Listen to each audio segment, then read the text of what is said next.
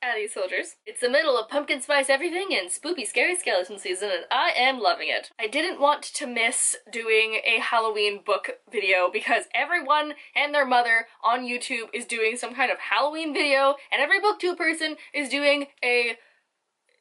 Is there like a... Actually, now that I think about it, I don't... Is there like a Halloween tag or like hashtag?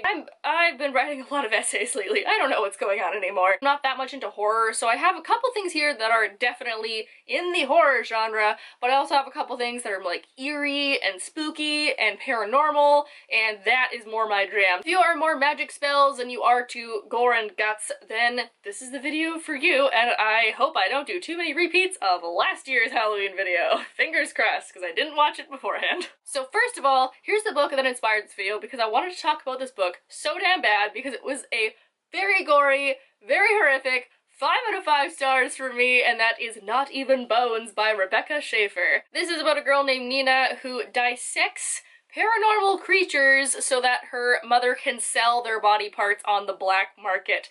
And it does not hold back. There is blood, there is gore, there is guts, but there is such a large psychological thriller horror bit to it that I think it actually all went together really nicely, and I wasn't bothered by random blood splatters coming at me, you know? I like how morally gray it is. I love the second character because, oh, he's so messed up and twisted, and it was awesome to read a book that was unapologetic about how these people are crappy people and they're gonna do whatever it takes to be able to get what they want. Along the same lines as monsters, we have, of course, a V.E. Schwab book, because we cannot get through a Halloween horror video without a V.E. Schwab book, but I'm gonna recommend the most monstrous of all of them, and that is The Savage Song. Again, wonderfully morally gray characters, a morally gray monster, which is, I love him so much, even though he's not human at all. I love the way that he thinks about not being human, and like how he's trying to blend in, even though he's kind of bad at it. And then we have this badass female character who is right at home in this gritty, gory city. This book really focuses on how violence creates violence, and it's not necessarily like a war book. There is that aspect to it, but I prefer the monsters themselves, so if you want to feel a little monstrous this Halloween, this would be a good one to start out with. If you want to up the creep factor, but also the weird factor, I would recommend anything by Sarah Porter, because we got Vasa in the Night, which is a fairy tale retelling of Baba Yaga, and Vasilisa, which is a weird fairy tale that's like set in a convenience store that has chicken feet, and she has to complete 3 impossible tasks by morning, otherwise... I don't know, something unspeakable is gonna happen. Or if you want something more traditionally Halloween horror, we have If I Cast Your Shadow, which is all about a girl's brother dying, and then he comes back as a ghost and possesses someone, and you're like, oh, it's cool, he's just here to like chill on Earth, but oh no, he's on the run from darker forces than they thought. It's so creepy and so weird and very unsettling, which is what I love to read. On both the subject of demons and also on the subject of something that you should not do regardless of if it's Halloween or not, let's talk about The Diviners by Libba Bray, which features not only a demon, but a Ouija board.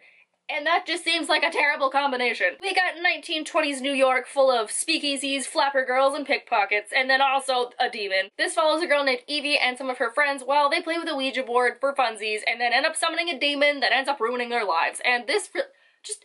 Don't play with Ouija boards. I don't care what you believe in, if you think they're fake, if they think you're not, just, it's a bad energy all around, and I'm not particularly a religious person, I'm fairly agnostic, but it just seems like Ouija boards are something that you do not mess with, and this is a prime example why. So if you really want to freak yourself out, maybe like you wanted to play with a Ouija board, but like now that I said that, you're like, oh, I don't know, maybe read this book instead and you can see all the delights that you're missing. Speaking of missing, let's talk about The Disappearances by Emily Bain Murphy, which definitely falls under the eerie, weird category.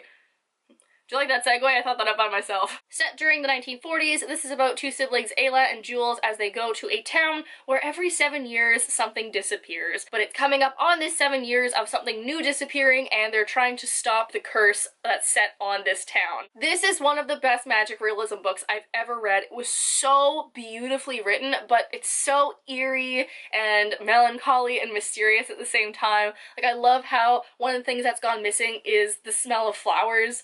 And another thing that's gone missing is some of the stars. That to me is very fairy magic-esque, and that's why I love this book so much, because it's very unsettling and odd and eerie, and it's just perfect for maybe if this like if it rains this Halloween, which if you're living in Vancouver, BC, it's most likely to.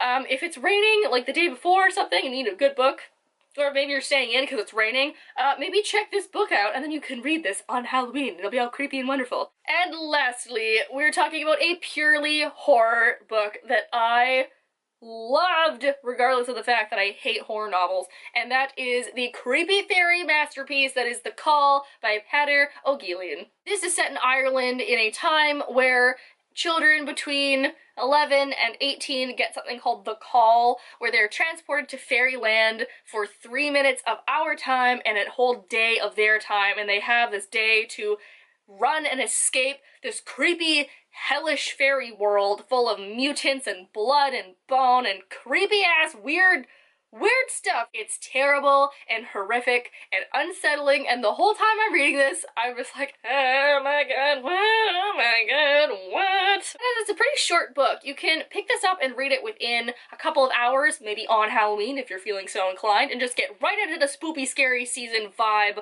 from this book, and then be a little bit paranoid when you go out trick-or-treating later that night. So there you have it. I will link down below my previous Halloween videos. I don't know how good they're gonna be, but I will leave those down so you can check out more recommendations. So I hope you found one that you like, that you can put in your trick-or-treat basket and then ride off on your broomstick into the night, because that's what I'm going to do. Also, please leave down below how you're spending Halloween or what costume that you're going to be wearing. I still don't know what I'm gonna be, and that's bad. Maybe by the time this video goes up, I'll figure it out, but last minute Halloween costume panic! Instagram is down below, so I'll post a picture of what I end up being anyway, so you can go check that out. I hope you guys are all having a nice day wherever you are, and I will see you all next week. Bye!